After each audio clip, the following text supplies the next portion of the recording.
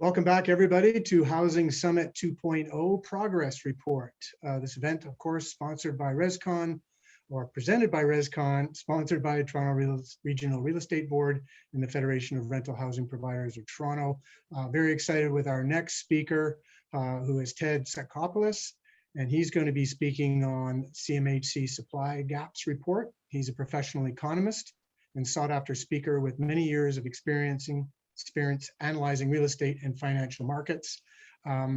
He's going to take most of the time today to present his report and talk to you about that. So if you do have questions for Ted, please put them in the chat, and he's going to take the rest of the afternoon to answer them online after he's finished his presentation. So over to you, Ted. Thank you. Thank you very much. And thank you to ResCon for the invite. So let me share my screen quickly here, and hopefully nothing explodes on me. Okay, here we go. Okay, perfect. So great to be here. My presentation this afternoon will focus on potential policy scenarios that can help address some of the supply gaps that CMHC recently reported on in a formal report. My focus won't be on the what is the size of those gaps per se. My focus will be on, how do we handle these gaps? How do we address them? And I'm going to be making the case for the 3 C's: the need for more coordination, collaboration, and cooperation among policymakers across different levels of government. This is going to be critical to score, if you don't mind me saying, a World Cup victory here in terms of housing supply and affordability. So here's what I'd like to cover in the next 30 minutes. First of all, why is collaboration and coordination so important? That's a pretty critical question. How can modeling tools, how can analytical tools like Urban Sim that we will be introducing here help encourage more collaboration and coordination, and really encourage that systems-based approach to addressing some of the housing supply challenges.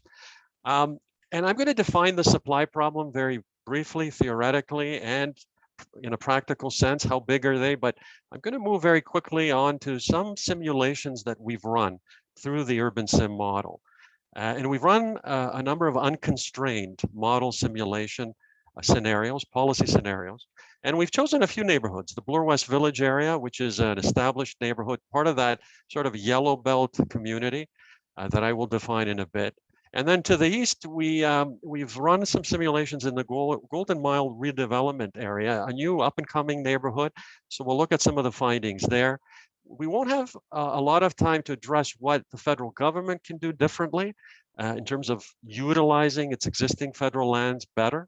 I've left a lot of that pro forma feasibility findings, studies to the appendix. I'll let you all have a look at that after the event. But we're going to address what are the barriers to achieving more supply, and what are some potential remedies. And I'm going to close with something that is very inspirational for me, and I hope it inspires all of you, and some lessons learned from the sports world. Okay, I think you'll find that interesting. So why policy collaboration and coordination is so important? A few years ago, we invited Alain Berthaud. Some of you may know Alain Berthaud. He is a world-renowned urban planner. He wrote a book called Order Without Design in 2018. We invited him to address an Economics Association event. And I asked Alain about this quote here. What are we supposed to take away from this quote? And I quote, it's a quote that appeared in his book: "The professionals in charge of modifying market outcomes through land regulations know very little about markets, and the professionals who understand markets are seldom involved in the design of regulations aimed at restraining those markets." So I asked Alain, what should I take away from this quote? And he turned to me and he said, Ted, I get this question often. I'm not attacking the urban planning community. I wouldn't do that. I'm an urban planner. What I'm advocating here is for both professions to come together and understand what the market implications are from different zoning and land use regulations. So urban planners, the onus is on them to understand that world, and vice versa. Economists need to understand the world that urban planners operate in, the constraints. And so I guess there is no better example at the top of my head right now of why coordination among different levels of government is so important than the Bizarian subway example. Now, for those of you who aren't aware of the Bizarian subway stop, it's in North York on the Young Shepherd line. You can see it here. It's the purple line moving east to west. The Bizarian subway stop was completed in 2003. Now, what made that infrastructure investment a little challenging is that the zoning in place did not allow for more density. And so, ridership took a bit of a hit. It took over a decade before we saw any density, any return on investment in terms of ridership from that subway stop, from that infrastructure investment. And so, even water and sewage capacity couldn't support some of the growth upon the completion of that stop in 2003. And so we had a period of a decade where we didn't see very much. So this is a great example of why and how policy could be aligned and coordinate to coordinate it to deliver better results in terms of environmental sustainability, ridership, density, etc. Urban Sim can help. Urban Sim is a set of regional models that support collaborative planning and support those decisions on how much housing supply is needed. For those of you who aren't aware of Urban Sim, it is it's a micro simulation platform. There are two tools in it. One is Urban Canvas, where we model the 15 largest Canadian cities, and it's really about looking at some of the mobility decisions, the location choices that households make. Penciler, on the other hand, is more of a pro forma project specific type of tool that analyzes, what can be built on a particular site. But Urban Canvas, this metro model system, really simulates different zoning, transportation, economic, demographic, what we call what if policy scenarios, and their impacts on location choices of, the agents that truly matter, households, developers, and employers. It simulates what policy scenarios could help address where housing demand is needed most in not only just a coordinated way, in a sustainable, environmentally friendly manner. And here's a real graphic image of what a typical simulation really looks like. And up top, you've got two exogenous models. You've got a macroeconomic model system that speaks to the micro-simulation agent-based model. Here, the macroeconomic model forecasts everything from employment to income to household formation, housing prices and rents. And what it does is it really extends those out 10, 20 years. And then really it disaggregates those down to very granular geography, okay? Then the travel model, which is the exogenous model, external model to the right, estimates really the distance in time between 2 points of interest. So home to work, work to home, and to other amenities in the community, and really allows us to calculate accessibility scores. Now, households and builders and employers then use, really then make location choices by making trade-offs between affordability, accessibility, profitability, with really to maximize the goal of utility. Ultimately, you get a number of output indicators which shape the supply and demand for housing by type. You get output indicators on affordability by age, by income and tenure, and you also get accessibility output metrics to jobs by income, age, and tenure. So in a nutshell, the baseline scenario really extends recent macroeconomic demographic trends into the future and really keeps zoning and the travel network fixed to a sort of a 2016 level. Then what do? We repeat the experiment by designing an alternate scenario.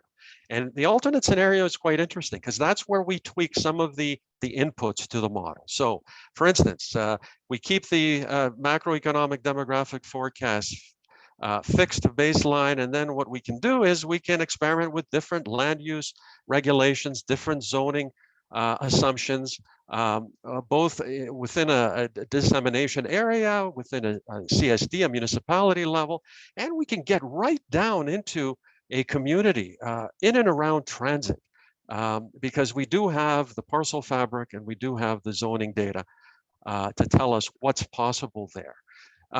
So we can also introduce a new LRT or a new subway stop and see how does this affect mobility decisions by all economic agents. So that alternate scenario then spits out its own output indicators, and then we can draw comparisons to the baseline. So that's a quick summary of Urban Sim. How big is the supply problem? Now, as I said at the outset, we have released a supply gaps report. And what we've done here is we've said the following: how many new units do we need across the country to restore affordability back to 2003, 2004 levels by 2030? And you can see here across the country, we need 3.5 million more homes over and above what we're currently producing to get us to these affordability outcomes by region. That amounts to about a doubling of housing starts on an annual basis, okay? And so that's how big the problem is.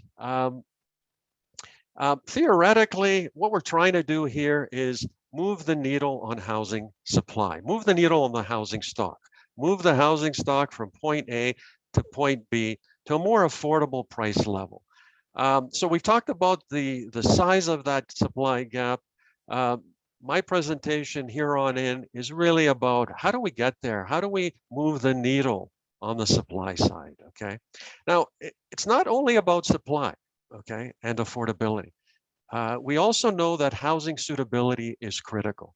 In other words, we don't want households living in overcrowded conditions. We want to support growing families. We want to support new immigrants coming into the country. So that's got to be part of the solution. And the reason it needs to be part of the solution is we don't just have an affordability issue here. You can see here, there are a number of households in core housing need that are not even meeting minimum standards on suitability, right? They're living in overcrowded conditions.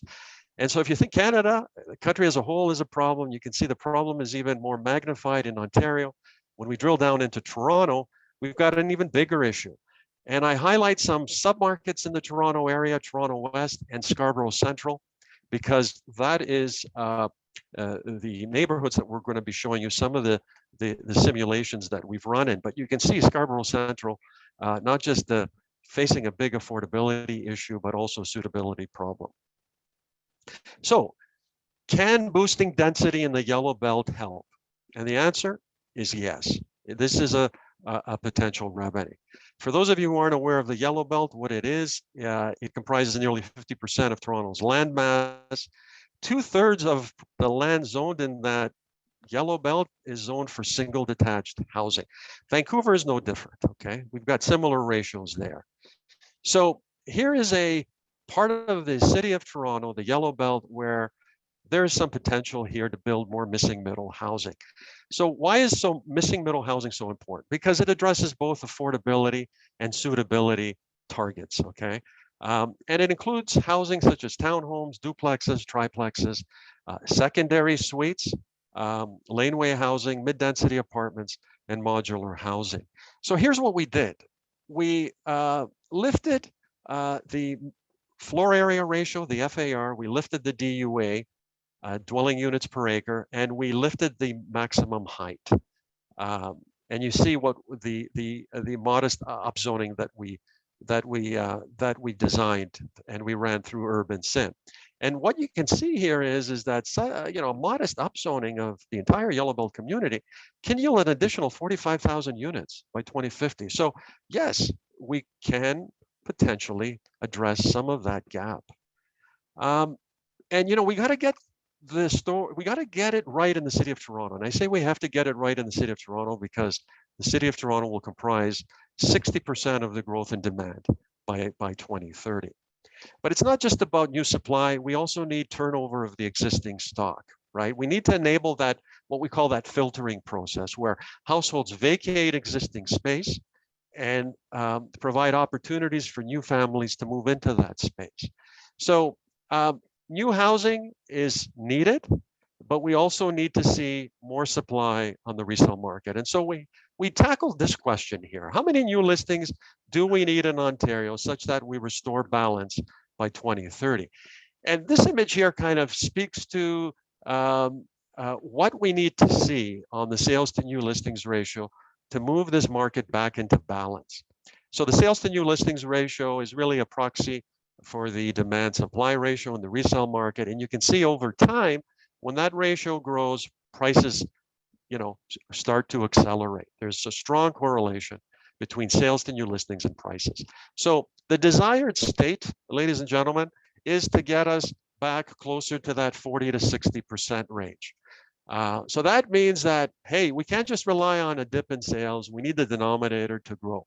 Now, just for context, that sales to new listings ratio in 2021 sat on average at 78%. And you can see a number that high yields some pretty sharp price appreciations in the marketplace. Now, that number has come off in recent months, but we started the analysis there and we said, look, what is the long run level of sales that we can expect? What is that long run level of sustainable sales that can be supported by fundamentals such as employment, income growth, and interest rates? And 215,000 units seems to be just right for Ontario. Then we worked backwards and we said, okay, based on that long run sustainable level of sales, how many new listings do we need such that we bring that sales to new listings ratio back to that 40 to 60% range, that sweet spot? And apparently we need 430,000 new listings to flow on to the market by 2030. Well, current new listings are sitting at 360,000 units. So we need a cumulative growth rate in listings of about 19% over the next 8-year period. That amounts to about 2.5% of growth in listings on an annual basis. Good luck. We haven't seen that. We've seen half of that rate. Okay. And what makes that even more challenging is an aging population. Why do I say this? Well, about a quarter of Ontario's population will be over the age of 65 by 2030. And that will create an additional hurdle because we know that aging households don't move very much. They restrain the turnover of the existing stock. And you can see what the census has shown. By the way, we are getting some 2021 census numbers soon at the end of October. So it'll be interesting to see what those numbers show. But you can see here, by the age of 65 plus, only about 11% of households actually move. But that's not to say we can't incentivize more movement or we can't expect that they won't move. There are certain conditions that encourage aging households to move. Health reasons, to be closer to family. Aging households move to reduce housing costs. And when you deliver more opportunities in their community, more housing choices, that also helps stoke turnover. And we saw something quite interesting. In 2014 to 2016, we saw rental and condo completions surge in Ontario. We hadn't seen that kind of growth in quite some time. And that coincided with mobility among this group increasing from 10 to roughly about 12%. Now, that may not sound like a big jump in mobility, but when you apply it to a big base of aging households, it's not insignificant. Is this a coincidence or is this telling us something? I would say it's not a coincidence. And, we need more turnover of the existing stock because we know that there are a number of aging households that are overhoused. And you can see here what's happened. So the 70 plus group clearly overhoused a number of residents, living in 3, 4, 5 bedroom units and not using that space. And right behind them, households in the 35 to 49-year-old age category are considered underhoused. So here's a compelling reason why we need more turnover in the existing stock in the next decade. So with all that in mind, we designed and ran a simulation through Urban Sim in a particular neighborhood. We chose the Bloor West Village neighborhood. It's an existing neighborhood with transit and part of that yellow belt community. And for those of you who don't know where the Bloor West Village is. It resides between Jane and Bloor subway stops and just moves east of the Runnymede subway stop. Doesn't get entirely to High Park and Bloor. And then it stretches north and south. So why did we choose this neighborhood? A number of reasons, not just the fact that there's little, if any, density here, but it's an aging community. About 25% of households in this community are over the age of 65, far above the average that we see in the city of Toronto and Toronto West. And by the way, a lot of them are sitting on a lot of equity here. And it's not necessarily exclusively just about pulling them out of their single detached homes, but perhaps also maybe delivering some missing middle housing that allows them to vacate that space that they're not fully utilizing and opening up some space for younger families who are looking for that space. So how did, as I say, why is it an ideal community? Here are some projects that have gone up. Unfortunately, they have not gone up in the community. These are projects that have gone up east of the Bloor West Village area. In fact, all of the new development, purpose-built or condo that has been completed in the Toronto West community, much of it has been in Little Portugal, in King West, in High Park area, just east of Bloor West Village. You can see here, Bloor West Village in blue has only accounted for about 3% of all that supply growth. So here's what we did. We designed both a baseline and a scenario 2. So the baseline scenario, we kept height, DUA, and FAR fixed at 2016 levels. And then we said the following: let's intensify, let's upzone 500 meters around those 3 transit stops. So we pushed height up to 50 meters, we pushed the dwelling units per acre up to 150, and the FAR up to 6. And then we said, okay, let's pull the density back a bit, 1 kilometer out away from those subway lines, to pick up some of that missing middle housing, those opportunities. By doing that, what we found was that scenario 2, the upzoning scenario relative to baseline, now delivers 9,300 more units by 2030 and almost 22,000 units by 2040. So here's a community that has seen very little, in the low hundreds in terms of new supply between 2016 and 2020. And just some modest upzoning here really pushes the needle on housing supply. So the question is what impact does it have in building more complete communities, inclusive communities? It's having a significant impact. You can see here the median income in scenario 2 versus scenario 1 drops off. Okay, so what you want to see is a lot of coral, a lot of peachy color here. That's a drop in median income in scenario 2 versus scenario 1 with upzoning.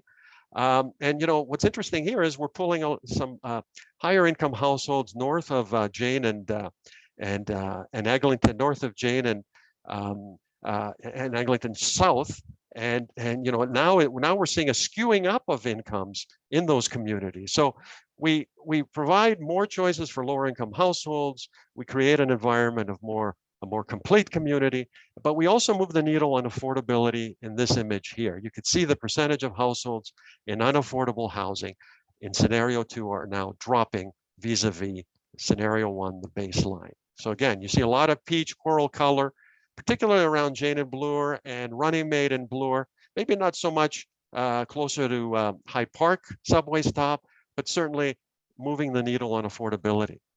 So that's the established neighborhood in Bloor West Village. Then we looked at a community east of there in Scarborough, the Golden Mile, a new up and coming redevelopment with new transit. And for those of you who may not be familiar with the Golden Mile, pretty significant development here, and in some ways dwarfs development at City Place and Regent Park, because what we're talking about here are 280 acres of development, 30,000 new units are being targeted, 40,000 new households are being targeted here, 76 towers. Okay, and so much like the Bloor West Village area, we've designed a baseline scenario, and then of course we took in the city's secondary plan, which is all about increasing zoning 500 meters away from the major LRT stops along the Eglinton LRT here. And then what we did is we created even a more accommodating zoning assumption. We created a CMHC scenario 2, where we pushed height and the dwelling units per acre and the FAR, the floor area ratio, even higher. So here's what we found. In the baseline, okay, if we keep everything at 2016 levels, we don't change zoning, we get 9,300 more units by 2045. Not bad. But the secondary plan brought forward by the city pushes the needle even more here. Now we see 21,900 units within the 5 transit stops along the Eglinton LRT, stretching from O'Connor and Eglinton to Birchmount and Eglinton. But again, the 21,900 doesn't meet the goal of the project, which is let's get as close as possible to 40,000 new units and new households. But you can see here, CMHC scenario gets us very close here, right? We're literally whiskers away from the 40,000 unit count just by creating more accommodating zoning, by increasing that zoning capacity. The CMHC scenario versus the secondary plan is also quite favorable in pulling more households out of unaffordable housing. And you can see here the percentage share of low-income households in that 25th to 50th percentile that are living in an unaffordable housing drops by 68%. So we move the needle on affordability, but we also move the needle on accessibility. Allowing people access to transit, right? Which gets at some of the environmental sustainability goals that we also want to see. And so now we've got 9,800 more jobs within a kilometer walk, okay? But we know that these are unconstrained scenarios. We're implicitly making the assumption that there is enough labor supply, water and sewage capacity to meet demand. But we know that in the real world, there are some constraints. What are some of those constraints to hitting these density targets? Well, of course, NIMBYism is one. We're all familiar with that. The planning approval process is still quite lengthy. That is a bit of a barrier. The burden of development fees and charges is falling very heavily on new high-rise development. Underground parking requirements are still there. We do applaud the city for removing the minimum standards there, but still this continues to be a bit of a barrier.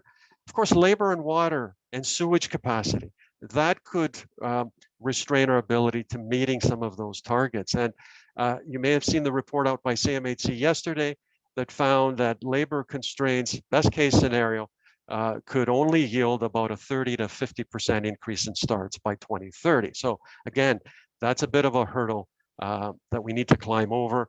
And land value uplift and displacement around transit is another problem. We know that new investments in transit, we do see this uplift in land values and prices and rents and the possibility of displacing some households.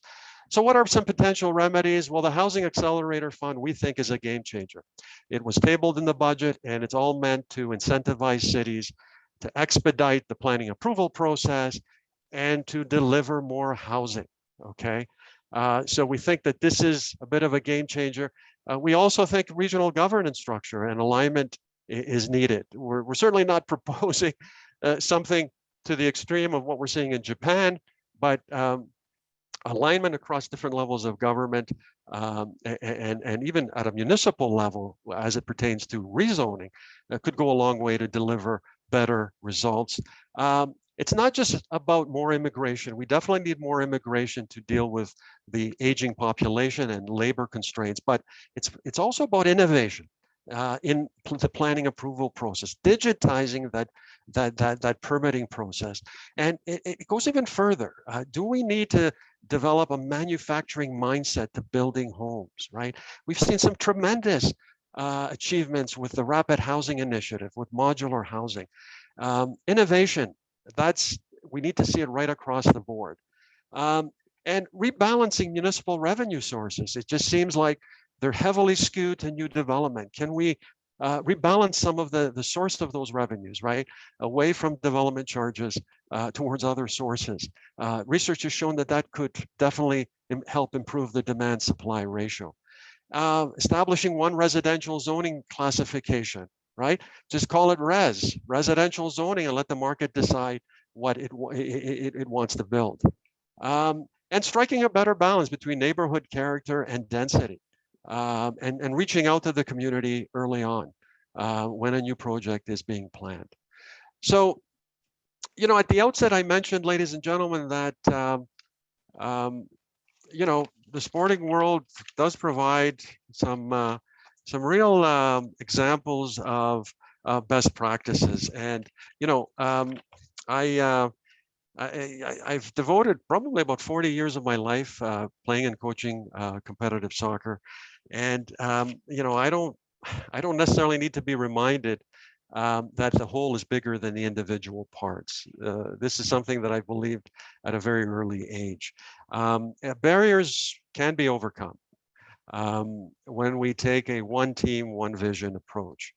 The Canadian women's and men's World Cup teams have been very successful in embracing this philosophy, and the world is noticing, and it's noticing for a good reason,